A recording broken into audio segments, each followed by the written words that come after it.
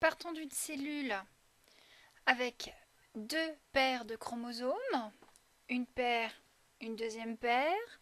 Chaque chromosome existe en deux exemplaires. Donc, on va parler de 2n égale 4. Je vous rappelle que n, c'est le nombre de chromosomes différents. Donc, on a les verts et les violets. Donc, n égale 2, comme ils sont en deux exemplaires chacun. 2 fois 2, 4. Je pars sur une cellule qui va être hétérozygote. Donc, pour les chromosomes verts, le gène violet existe en version dominante avec le petit point rouge sur ces chromosomes et en version récessive sur ce chromosome. Pour la paire violette, le gène vert est également en position hétérozygote puisque nous avons le dominant sur ce chromosome double et le récessif sur ce chromosome double. On va donc réaliser une méiose à partir de cette cellule germinale à 2n égale 4. Donc ici on est dans le cadre d'une cellule finalement appartenant à un individu de génération F1, c'est-à-dire un individu fils issu d'un croisement entre un parent homozygote dominant et un parent homozygote récessif. Donc, si cet individu est hétérozygote pour chaque gène, on peut donc dire qu'il a reçu de son père un chromosome et de sa mère un autre chromosome. Si la mère est double récessive, elle aura donné ces deux chromosomes. Si le père est double dominant, il aura donné ces deux chromosomes. Alors, pour ceux qui ont du mal, on va reconstituer les cellules du père. Donc les cellules du père à l'origine homozygote dominant, les cellules de la mère homozygote récessif. Donc lors de la méiose de chaque cellule germinale chez le père, chez la mère, on sépare d'abord, tac, les deux pères. Ensuite, deuxième division, on sépare les deux chromatides.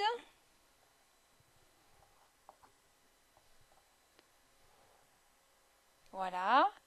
Et donc, qu'est-ce qui se passe? Là, on a un gamète, un autre gamète, un gamète, un autre gamète. On a 4 cellules qui possèdent chacune un chromosome simple.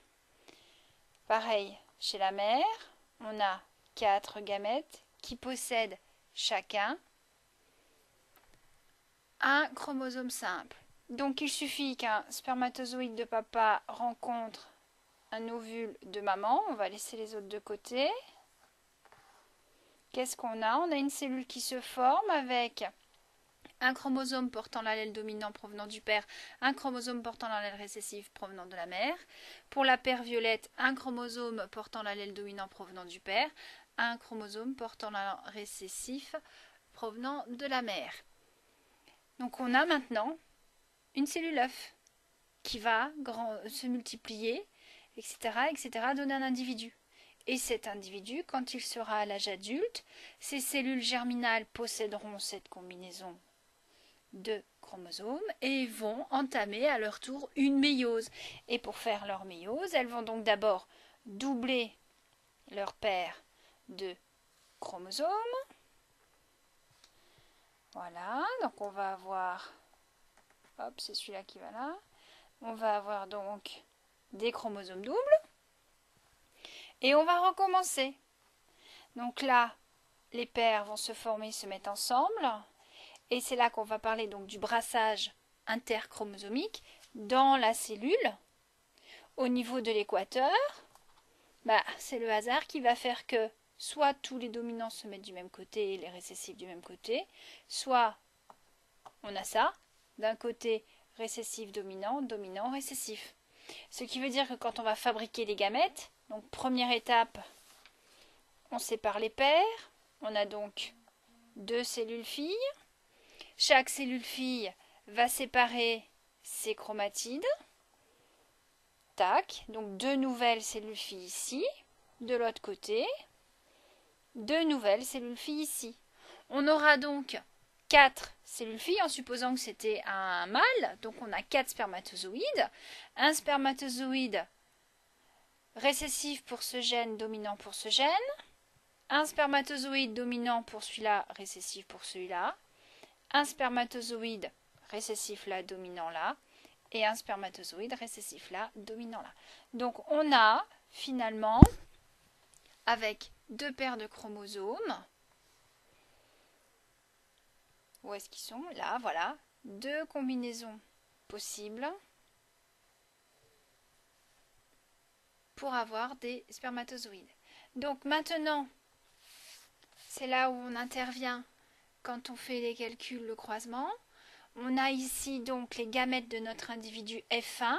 On a 4 possibilités. Ce sont ces 4 gamètes que vous écrivez dans le tableau de croisement. Donc je vais enlever mes petites pattes à modeler et je vais reprendre le schéma que j'avais dessiné dans mon film précédent. Alors, donc ce que je viens de vous montrer en pâte à modeler, c'est l'équivalent d'un croisement P1 double dominant. Ouais, c'est un couteau en plastique, j'ai rien trouvé d'autre.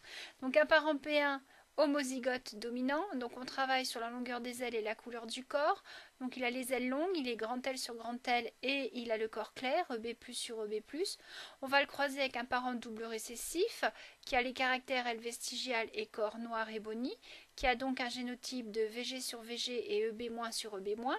Donc je vous rappelle qu'on écrit les deux gènes séparément avec une virgule. Pourquoi? Parce qu'ils sont sur 2 chromosomes différents. Hein, je peux dire chromosome violet et puis chromosome vert, par exemple. Je ne sais pas si vous voyez bien les couleurs là. J'ai rapproché la caméra. Donc, quand on fabrique les gamètes, notre individu double récessif, lui, n'a pas le choix. Il fabrique que du VG avec EB-. Donc, première sorte de gamète, VG, EB-, VG, EB-. Pour le parent homozygote dominant, bah, c'est forcément L, EB+, L, EB+. Donc, on est bien d'accord, en théorie, il y en a 4 de gamètes formés. Ça revient au même, on réduit à 2 puisque là, on n'a pas de combinaison différente. Donc, quand on fait le croisement, on obtient forcément L sur VG, EB+, sur EB-. Et la même chose à chaque fois. Donc, notre génération ici, qu'on appelle la génération F1, fils de première génération, elle est 100% hétérozygote, mais à caractère dominant. C'est-à-dire quand on regarde les mouches, on voit des ailes longues, un corps clair, mais génétiquement, elles sont hétérozygotes. C'est-à-dire qu'elles ressemblent au P1, mais elles sont hétérozygotes. Donc ces individus F1, on peut faire un test cross, c'est-à-dire on revient en arrière, on croise avec un parent double récessif.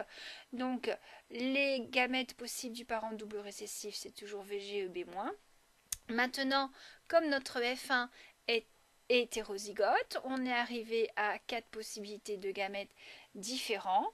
Donc, comme on a vu tout à l'heure, un dominant avec un autre chromosome dominant, un récessif et sur l'autre chromosome récessif, ou alors un chromosome qui porte un allèle dominant et l'autre chromosome qui porte la version récessive de son gène, ou alors un chromosome qui porte la version récessive de son gène et l'autre chromosome qui porte la version dominante de son gène.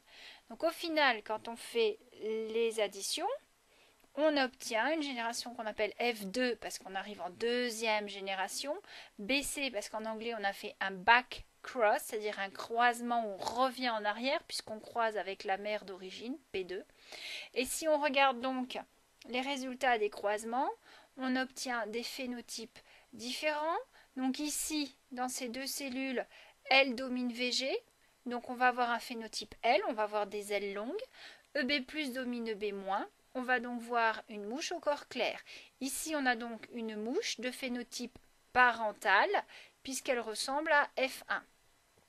En deuxième ligne, on va avoir une mouche qui a des ailes vestigiales et qui a un corps clair, donc de phénotype VG, EB-. Encore une fois, ça ressemble à P2, c'est un phénotype parental. La troisième ligne, par contre, on commence à avoir des combinaisons. On a ici du dominant pour les ailes et du récessif pour la couleur du corps.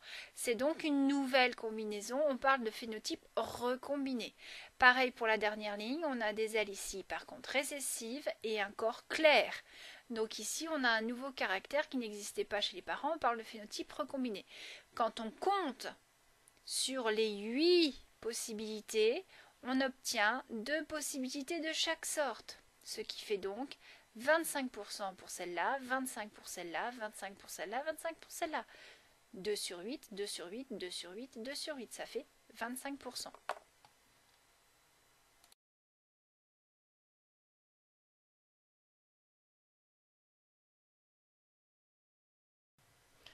En supposant maintenant que lors de cette méiose, en plus du brassage interchromosomique, il y ait un brassage intrachromosomique, c'est-à-dire qu'au sein d'une des paires, soit la verte, soit la violette, il y a un échange de portions de chromatides. Alors ça va se passer à la prophase, un petit peu avant que les chromosomes soient alignés sur l'équateur de la cellule. Les chromosomes vont se mettre à côté et il va y avoir un chevauchement. Et qu'est-ce qui va se passer en chevauchant? Ouais, alors voilà. Il va y avoir donc un chevauchement. Et qu'est-ce qui va se passer? C'est là qui sert mon petit couteau. Ça va casser à ce niveau-là. Ça va couper la chromatide qui est dessous, la chromatide qui est dessus, et on va raccrocher le tout. Ce morceau va se mettre avec celui-là, et ce morceau va se mettre avec celui-là. Ah, j'ai ma pâte à modeler qui sèche. Donc qu'est-ce qui s'est passé là? J'ai échangé ces 2 petits bouts de chromatide.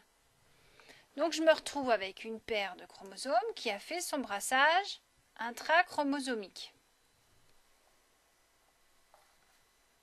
J'ai toujours mon brassage inter, peu importe, qu'ils se mettent là ou se mettent là, ou voilà, on s'en fiche. Les deux existent.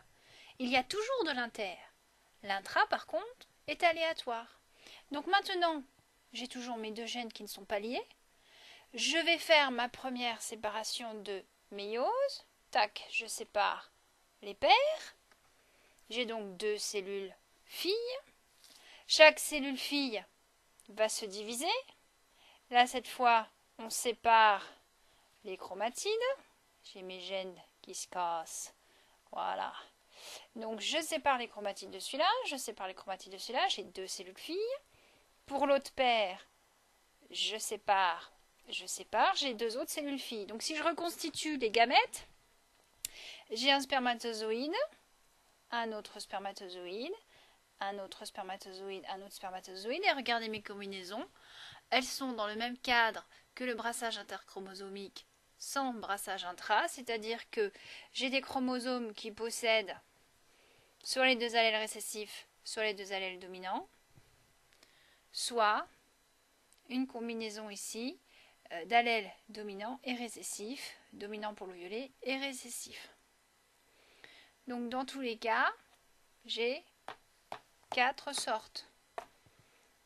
Donc je vais me retrouver avec du 4 fois 25% quand je vais croiser avec la mère.